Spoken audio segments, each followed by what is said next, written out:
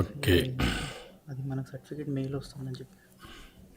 ఇప్పుడు మెయిన్గా ఏంటంటే ఒక నిమిషంలో ప్రాసెస్ అంతా కంప్లీట్ చేయగలిగాం.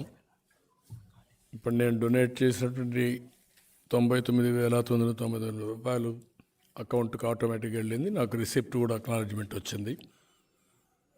ఇక్కడ నేను మిమ్మల్ని కోరేది ఏంటంటే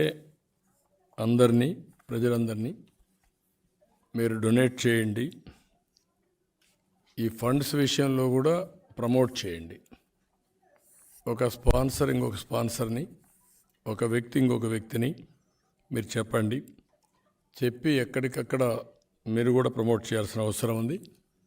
ఇందులో ఎన్ఆర్ఐస్కి కూడా ఆల్ ప్రికాషన్స్ తీసుకున్నాం.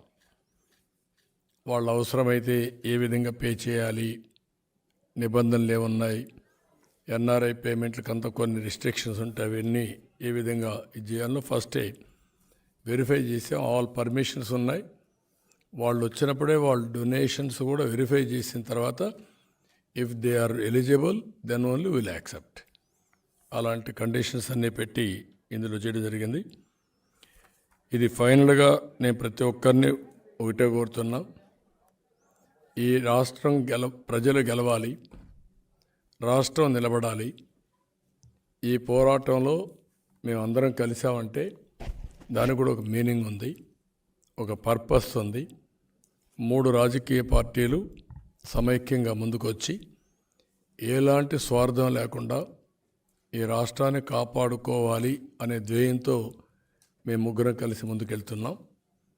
ఈ సందర్భంగా ఎవరైతే ఈ రాష్ట్రం మీద అభిమానం ఉండే ప్రతి ఒక్క వ్యక్తి